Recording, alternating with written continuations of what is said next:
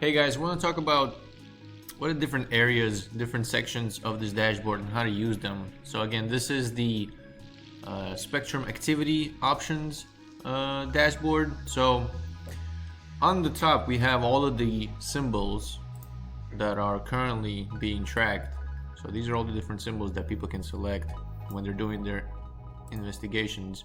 The date range, this is the date that the trades took place. So if we're going to choose today, we can see everything that took place today. Expiration filter, this is how you choose the different expiration strikes. So we can see these are the different expirations, and you can actually choose them either by clicking here on the dashboard itself or selecting them in a drop down, and they're ordered in descending order by the most volume first. Next, we have the symbol price filter. So if you're interested, for example, to find stocks that are let's say below $10, this is how you would do it. So this will change and it will show you all of the stocks that are currently below $10. And again, you can set it to be between a different price, you can set it to be greater than a certain price, and so you can basically play around to see what different prices you're interested in. If you're, for example, selling calls or selling puts, to see if you can afford 100 shares of the underlying stock. So next is the strike price filter. So this is referring to this spectrum here. So basically, you, for example, are interested in the 14 strike, you can say give me everything that's 14.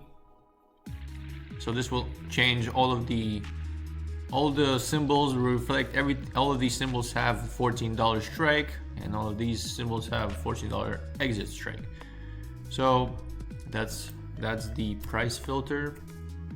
Next is we have the symbols filters. Here you can see the biggest positions, or the biggest changes in open interest are the biggest and the bluest. So SPY right now is the winner overall, and then you can drill down to the least, which is GPM. Not sure what that is, but you can explore these on your own. Next is we have two sections here. We have this section here and this section here.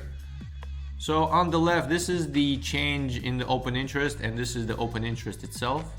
So the change in the open interest for this example, you can see that the calls there's way less open interest in the calls than there are puts.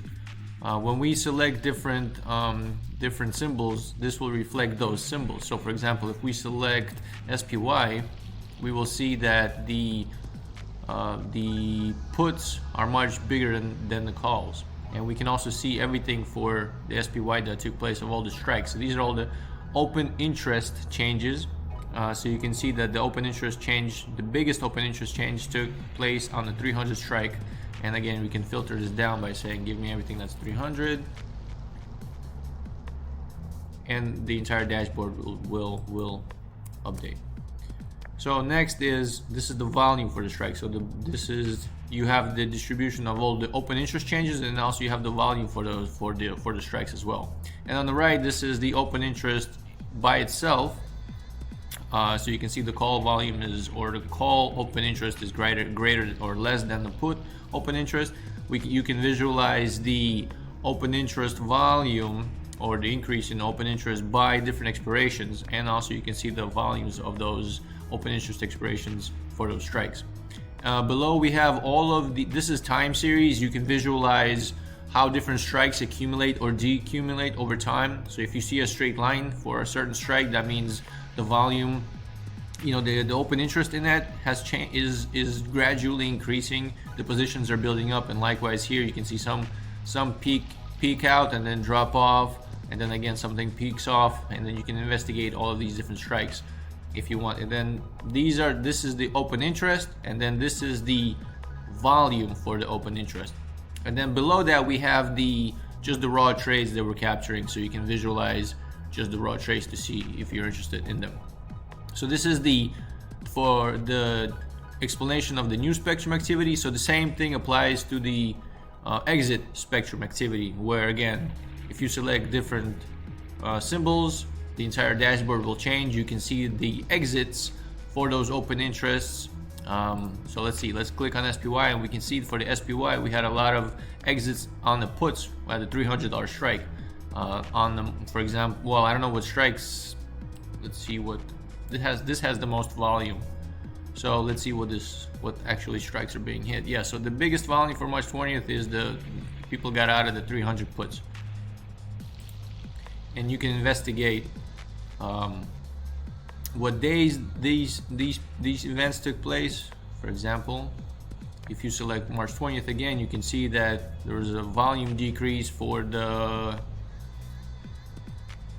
347 strike. Yep. And also this is the volume for those strikes over time. So that's about it. So in this video I just talked about the different filters, the symbols filter, the distributions of the open interest, the distribution of the open interest by itself, the time series of the open interest, and the time series of the volume for the open interest. Likewise, on the exit spectrum activity is the exact same thing, only now it's the exiting trades instead of adding new trades. These are exiting trades. So that's it for this video.